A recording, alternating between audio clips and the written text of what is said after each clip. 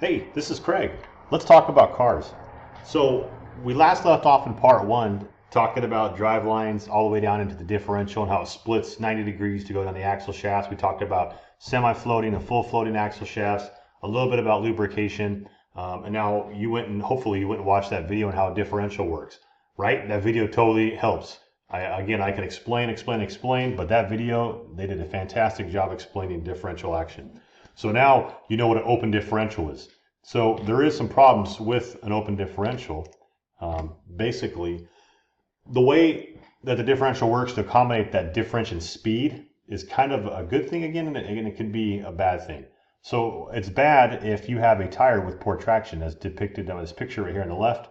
Yeah, if this tire starts spinning with poor traction, because of the way the differential works, those side gears and pinion gears start walking around each other, effectively leaving this axle on the right stationary. So that power comes in the drive shaft, and instead of just turning both equally, this wheel slips, so it's going to go faster. All the power will turn, or all the speed will turn this. The torque is divided equally, but all the speed, all the movement is going to go to this wheel here, and there may not be enough torque to operate or push the vehicle out with this tire over here. Again, so you probably get stuck. This is the open differential problem.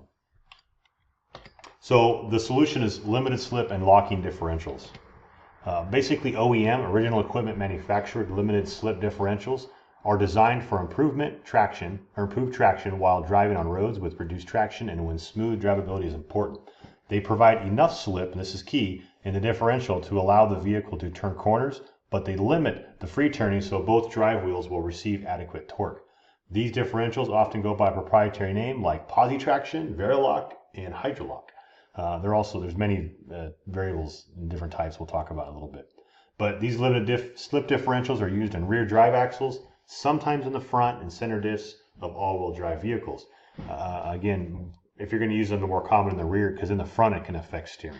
So the premise from a limited slip or locking differential is it's going to limit the amount of free spin or slip until you achieve that certain bias or a certain torque. And then it's going to allow that movement. So when you go around a corner, it will accommodate that difference in speed, but it takes a certain amount of torque for it to get to that point. And that's by design, that helps you get out of a stuck spot. And that sends power to both wheels.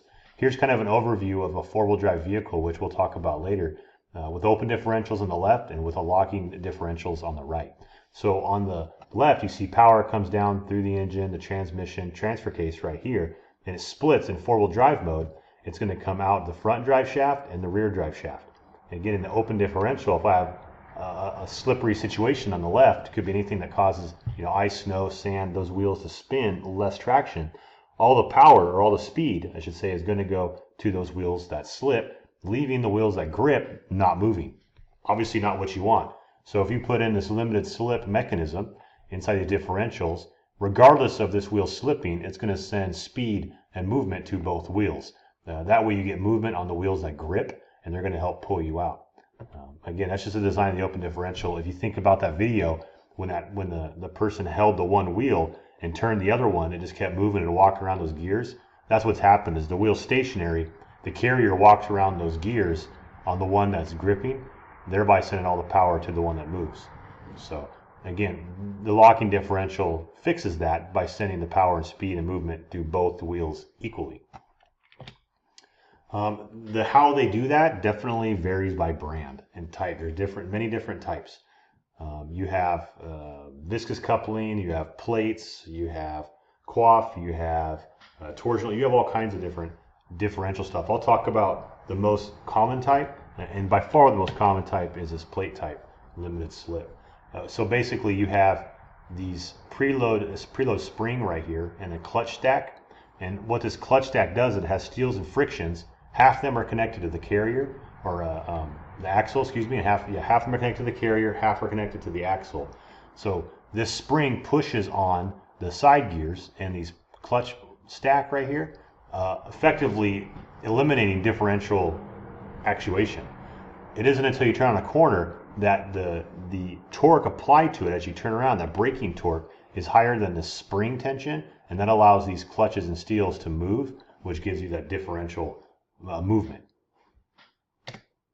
So here's an exploded view. And again, here's kind of that clutch stack I was mentioning. Spring goes in between, pushes on these side gears. And here you have steels and frictions. Half of them are connected or splined to the case, the carrier here. Half of them are splined to the side gear right there. And again, normally if you had no spring, they would all just spin free, loosey-goosey. The spring preloads them and pushes on them so they can't move until a certain torque is achieved, and then it will allow these steels and frictions to slip. That's why it's called limited slip, and it allows you to turn around the corner at different speeds without barking tires.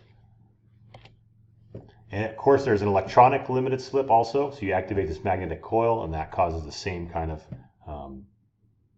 basically increases pressure on those cones, and that's going to accommodate that limited slip as the same as the plate type. You have hydrolock. This one's a little bit more complicated, but as a wheel slips, it transfers fluid and kind of pumps into the other side and is going to effectively lock up the other side. And again, I'm not going to go into too much detail how these all work. At this stage of the game, in this class, being Auto 1, it's just more overview. Just know that this stuff exists. So again, the open differential worked for many, many years. It still works. It works in a lot of vehicles. Sometimes people prefer it, even in snow. But if you're stuck on, some type of a half traction road, half icy road, or you have intermittent traction left and right on those grooves you're off-roading, or if you need some extra traction, then a limited slip differential will help you. And these are the different types.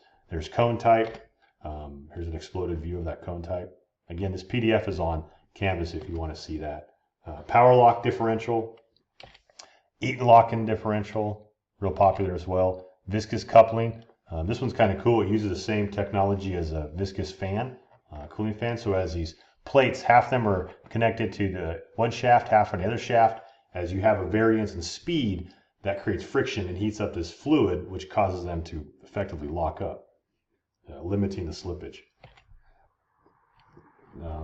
And then, of course, these differentials with these clutches, they all have to have, their normal gear oil, but they have to have an additive, which is known as a limited slip differential additive.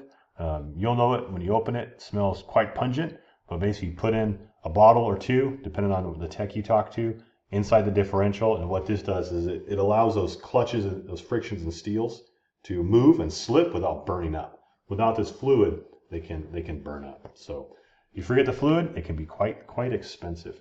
And then there are aftermarket type differentials as well, which we'll go over a few of these coming up. You have air lockers. So again, I can have an onboard air compressor, air tank. When I send air down to this special differential, it effectively locks the differential. And what's different about this versus limited slip is kind of locked at first until you get to a certain point, and then it allows it to slip. When you have a locked differential, or what's known as commonly just a locker, in this case an air locker, it locks that differential. So there is no differentiating action from left to right. It's effectively one piece. So if you were to try to drive this on pavement or hard surfaces, you'll find the tires barking, trying to maintain the same speed. They'll build up tension and they'll bark and slip and twist. This is more or less for serious rock crawling and off-roading, trying to get traction to all your wheels. But this system uses an onboard air compressor, an air tank, and then switches inside the cabin that you can operate and move air down into this piston, and then that moves and locks that up. And of course you have the Detroit locker system, uses springs, pushes clutches, very similar to limited slip. And then torsion differential, that's a really cool video. I'm not going to post it in Canvas, but feel free to YouTube how that works. Really interesting. And again, not necessary for Auto 1, but if you're curious, look on YouTube on torsion differential.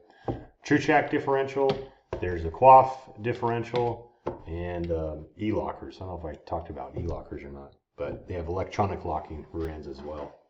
So this is actually going to basically conclude part 2. We're going to come back for part 3, or hopefully you come back for part 3. I haven't scared you off, and we'll talk about 4x4 systems and operation in general.